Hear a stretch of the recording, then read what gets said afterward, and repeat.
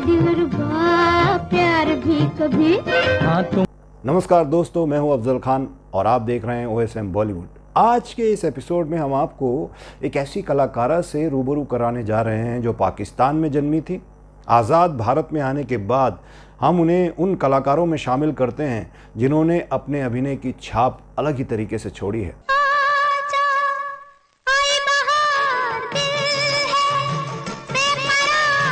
भारतीय फिल्म जगत को उन्होंने समृद्ध किया है अपने अभिनय से। यही बात आपके बारे में भी कही जा सकती है। क्या आप सचमुच ऐसा समझती हैं? है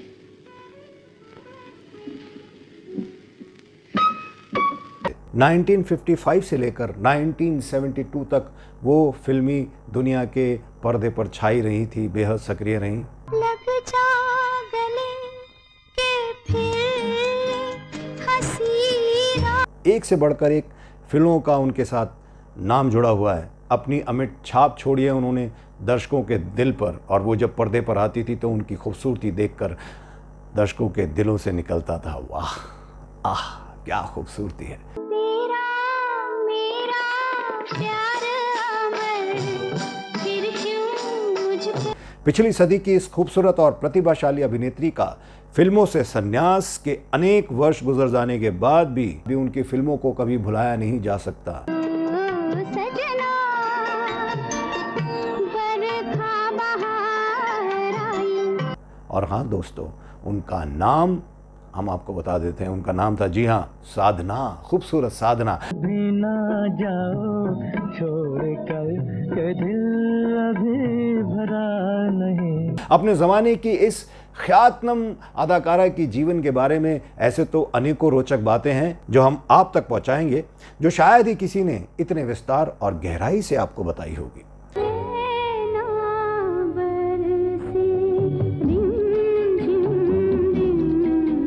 अपनी रुमानी अदाओं से सिने दर्शकों को दीवाना बनाने वाली बॉलीवुड अभिनेत्री साधना 1960 के दशक की आप कह सकते हैं सबसे खूबसूरत और बेहतरीन अदाकाराओं में से एक थी। तेरी याद सताती है, नींद नहीं आती है रातों में।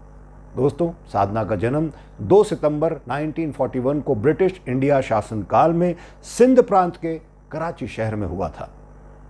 इनका पूरा नाम था साधना शिवदासानी। माताजी का नाम लाली देवी और पिता का नाम श्री सेवाराम साधना। साधना सिर्फ 15 साल की होंगी। इतनी छोटी उम्र में ही फिल्मों से उनको ऑफर आने लगे थे। उनको किसी ने भी देखा, जब भी उन्हें कोई देखता था तो उनकी खूबसूरती ऐसी थी। कॉलेज में एक प्ले के दौरान उनका पहली सिंधी फिल्म में काम करने का उनको मौका मिला था। साल 1958 में अबाना नाम की सिंधी फिल्म आई थी। उन्होंने उसी फिल्म से अपने करियर की शुरुआत की थी। फिल्म में छोटी बहन के किरदार के लिए उन्हें ₹1 की टोकन मनी भी मिली थी।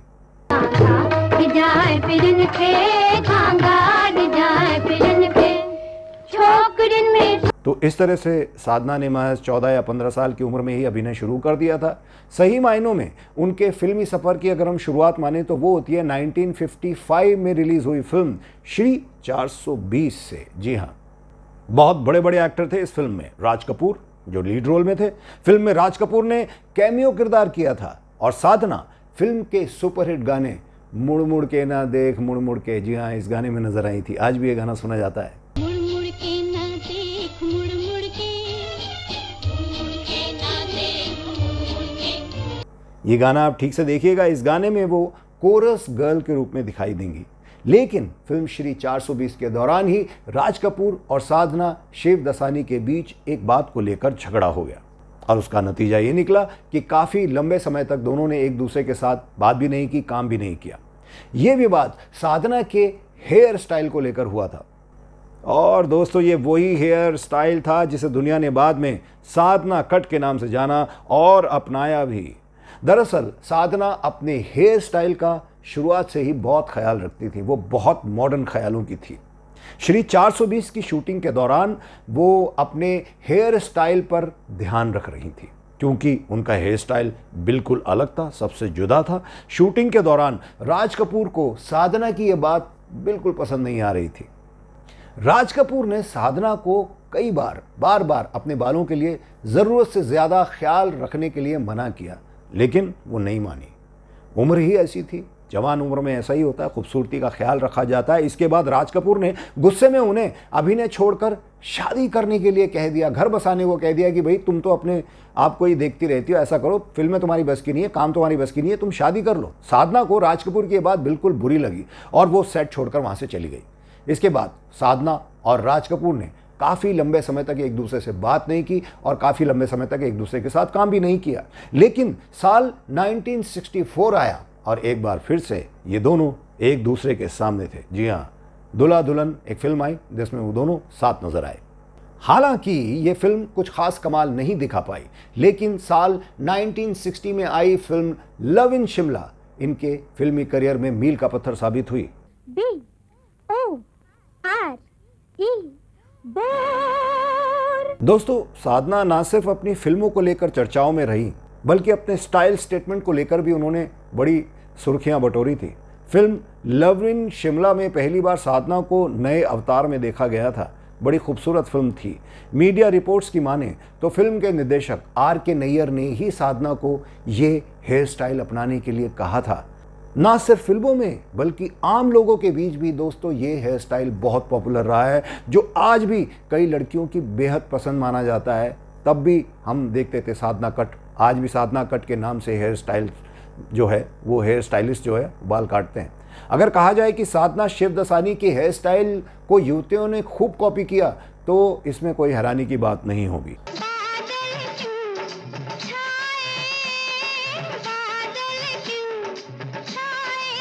दोस्तों, जिस साधना की अदाओं और खूबसूरती की कायल जितने दर्शक थे, उतने ही फिल्म इंडस्ट्री के लोग भी उनके दीवाने थे। उनमें से एक थे, जी हाँ, धर्मपाजी धर्मेंद्र। धर्मपाजी इतने दीवाने थे उनके कि उनके साथ फिल्म करने का सपना संजोए हुए थे। एक बार उनको मौका मिला भी उनके साथ काम करने का और साधना के लीड रोल वाली फिल्म में हीरो के लिए वो स्क्रीन टेस्ट देने भी गए थे, लेकिन किस्मत को कुछ और ही मंजूर था। जी हाँ, धर्मेंद्र गए तो, लेकिन स्क्रीन टेस्ट में हो गए रिजेक्ट। किस्मत।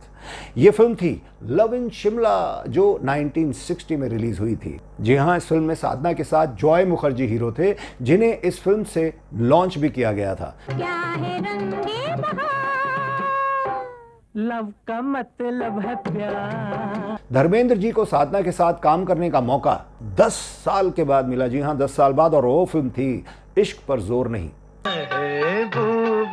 तेरी तस्वीर। कई संवाद लेखक बताते हैं कि साधना कई बार ऐसे दृश्य लेखकों को खुद ही सुझाती थी। उनकी आखिरी फिल्म महफिल का एक दृश्य, वो जिस कोठे पर नाचती हैं, उसी पर एक रात उनके पिता, जी हाँ, ये रोल उनके पिता अशोक कुमार बने हैं इसमें, उनके पिता वो आ जाते हैं। पिछवाड़े गुट्ठा खाता, ना बाबा ना बाबा। दोस्तों, फिल्मों से संन्यास लेने के बाद भी वो अपनी फिल्म इंडस्ट्री से जुड़ी यादें और जो भी किस्से रहे हैं उनको इतनी प्रामाणिकता से वो सुनाती थीं, जिससे फिल्म जगत ही नहीं बल्कि समाज में भी पुरुषवादी मानसिकता की संकीर्णता उजागर हो जाए। साधना अपने फिल्मी जीवन का एक अनोखा किस्सा सुनाती थी कि किस तरह पुरुष श्रेष्ठता जताने के जतन करते थे। वो बताती थी कि एक हीरो की बड़ी अजीब आदत थी, उन्होंने नाम नहीं लिया। वो साथ में शॉट देते समय हमेशा ये कोशिश करता था कि मुझे बहुत सारे टेक देने पड़े और उन्हें ना देने पड़े। मतलब वो खुद इतने टेक नहीं देता था, वो चाहता था कि ये जानबूझकर वो ऐसा करता था कि इससे दृश्य जो है, जो सीन है, वो बिगड़ता जाए और कई बार रीटेक देने से हीरोइन झुंझला जाती है। इस वजह से बाद में जब तक मैं थक कर ऊब जाती थी और ठीक से अपना सीन नहीं करती थी, तब वो जनाब सतर्क होकर शॉट देते थे और इस तरह मन ही मन मुझे नीचा दिखाने की कोशिश करते थे। जी हाँ, ये बड़ा अजीब किस्सा था जो उन्होंने सुनाया था। बेबाक थी वो, क्योंकि वो पढ़ी लिखी थी, एजुकेटेड थी।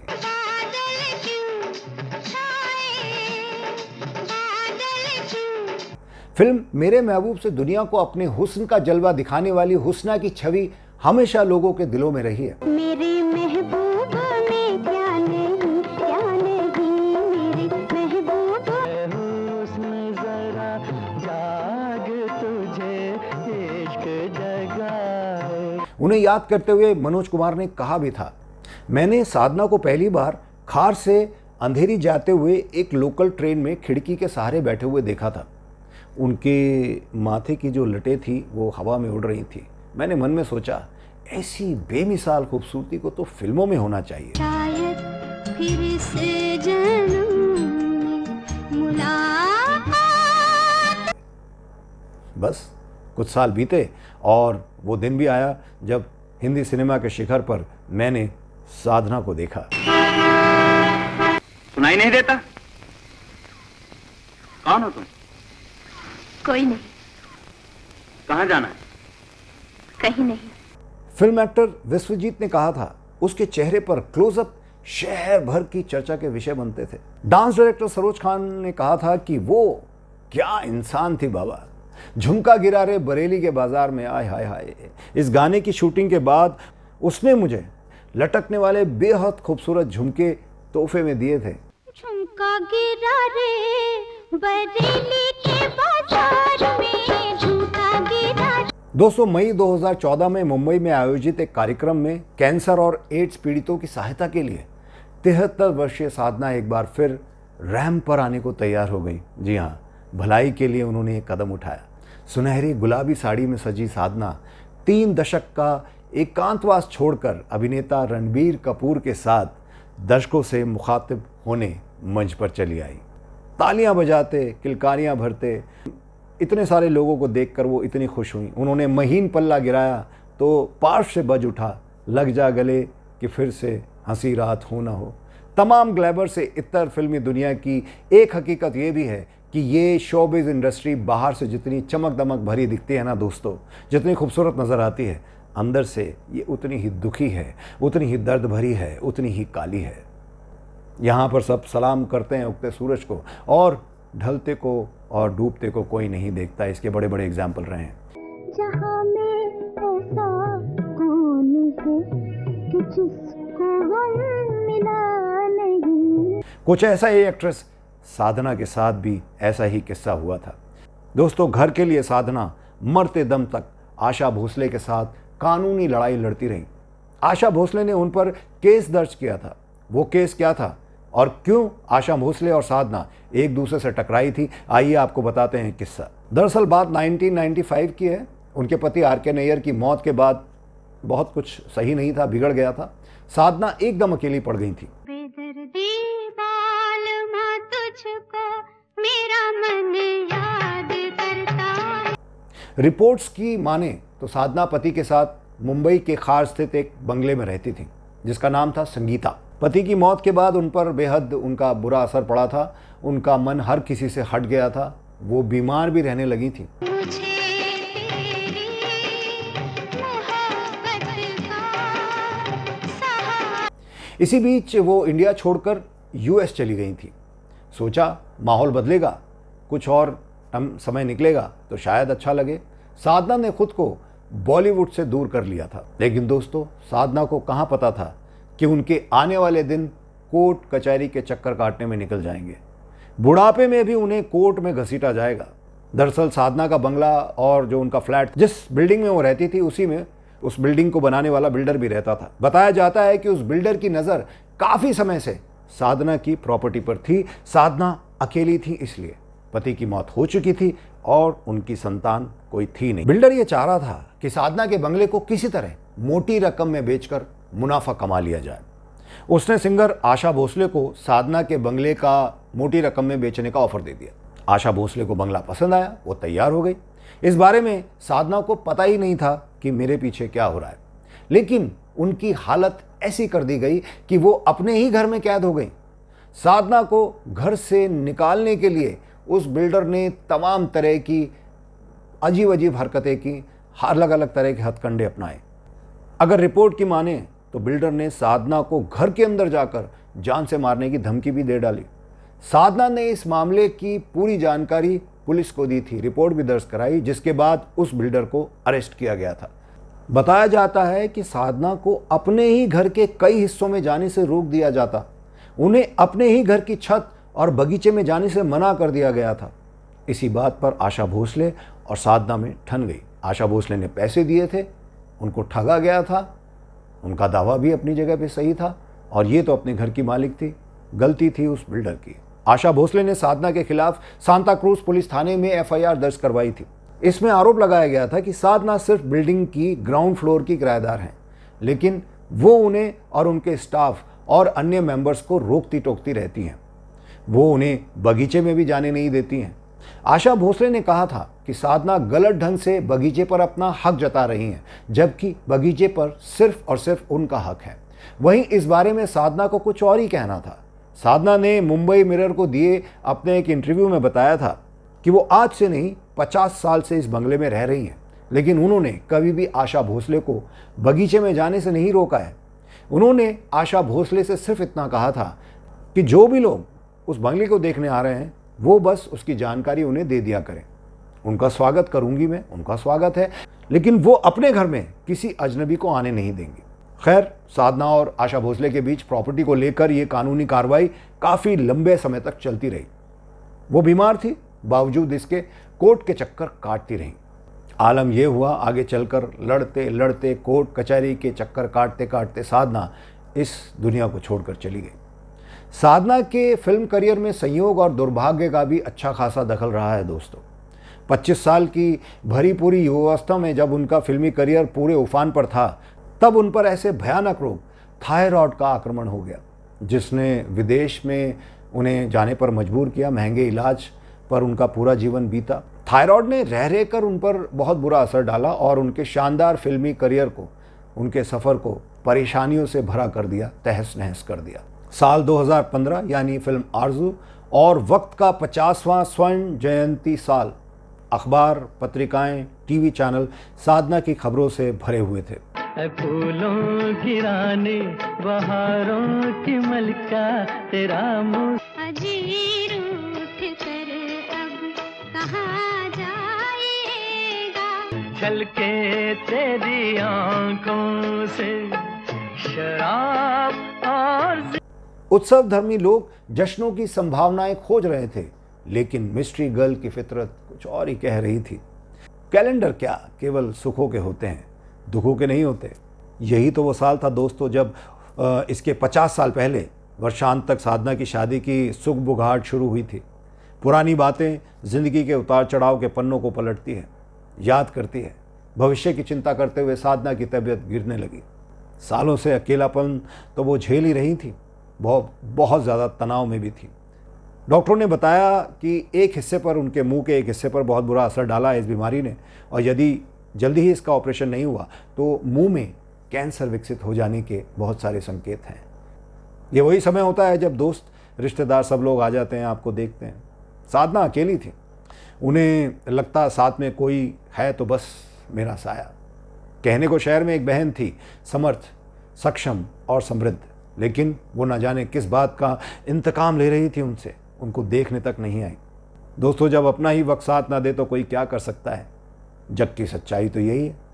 दिल, दौलत, दुनिया सब छोड़कर चले जाते हैं। खबर छपी कि साधना के मुंह के एक हिस्से का ऑपरेशन किया गया है, लेकिन वो अभी भी पूरी तरह से ठीक नहीं है। इधर स्वास्थ्य और उधर मकान को लेकर कोर्ट कचहरी के चक्कर और झमेले। कुछ महीने इसी तरह निकले, कभी घर में तो कभी अस्पताल में। और एक दिन लोगों ने ये भी सुना और पढ़ा कि उनकी तबीयत बहुत ज़्यादा बिगड़ रही है और उन्हें मुंबई के रहेजा हॉस्पिटल में भर्ती करवाया गया है। उनका घर वीरान पड़ा था। वहाँ लोग आते जाते ज़रूर थे, किंतु उन्हें सहारा नहीं देते थे, बल्कि खबर जानने आते थे ताकि वो दुनिया को बता सकें कि वक्त है फूलों की सेज, वक्त है कांटों का ताज। 25 दिसंबर 2015 की सुबह लोगों ने ये खबर सुनी कि साधना इस दुनिया में नहीं रही। शायद फिर इस जन्म में मुलाकात। सुबह 7 बजे हॉस्पिटल में उनका निधन हुआ। साधना की एक फ्रेंड थी, उन्होंने प्रेस के लिए एक छोटी सी ब्रीफिंग की कि साधना को कैंसर नहीं था, कृपया ऐसी खबर न छापें। अगले दिन सांता क्रूज मोक्षधाम में साधना का अंतिम संस्कार कर दिया गया। वो संस्कार जिसे खुद साधना बहुत डरती थी, लेकिन इस दुनिया से उस दुनिया की गाड़ी वहीं से तो लेनी होती है दोस्तों। उन दहकते शरारे उड़ाते हुए अंगार जो लोगों को ले जाते हैं दूसरी दुनिया में। आसमान में जा बसना तो साधना के लिए सहज ही रहा होगा, क्योंकि अपने जीवन के 18वें वसंत में ही सितारों सी हैसियत तो वो पा ही चुकी थी। फिर महायात्रा के इस सफ़र में ये आस भी उन्हें बंधी ही रही होगी कि उस लोक में शायद उनके प्रेमी पति हमसफ़र रम्मी उन्हें कहीं ना कहीं दिख जाएंगे। हम तुम्हारे लिए, तुम हमारे लिए, फिर ज़माने जिनके लिए उन्होंने छोटी सी उम्र में अपना दिल उन्हें दिया, अपने माता पिता को छोड़ा, अपना घर बसाया। उनकी सुनहरी राहों के तमाम हमसफ़र राजेंद्र कुमार, सुनील दत्त, शम्मी कपूर, देवानंद, राज कपूर भी तो सभी लोग उस दुनिया के बाशिंदे उनके साथ बन चुके थे।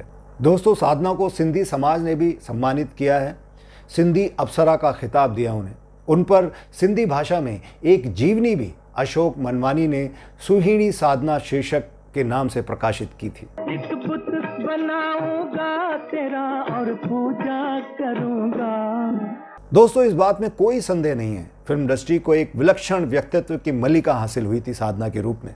उन्होंने अपने दौर में ऐसे ऐसे गानों पर अभिनय किया है, ऐसे ऐसे डायलॉग पर उन्होंने खूबसूरत अभिनय करके दिखाया है जो कभी कोई भूल नहीं सकता। मैंने बदले में प्यार दिया है। खूबसूरत साधना। आप जिन्होंने साधना की फिल्मों को नहीं देखा है, अगर आप देखेंगे तो समझ जाएंगे कि क्यों यह शीर्षक उन्हें मिला था, खूबसूरत साधना। किसी की मोटी मोटी गिलाफी आंखों से मोतियों की लड़ियां टूट टूट कर बिखरने लगी। तुम बहुत पग करने लगे। लाओ अपना लगेज टिकट तो दे दो। तो उम्मीद है दोस्तों आपको हमारा यह प्रोग्राम पसंद आया होगा। हमारे कमेंट बॉक्स में हमें इंतज़ार रहेगा आपके कमेंट का। देखते रहिए हमारा चैनल OSM बॉलीवुड। में फिर मिलूंगा आपसे, तब तक के लिए आप अपना ख्याल रखें। टेक केयर, बाय बाय, अल्लाह हाफिज़, राम राम।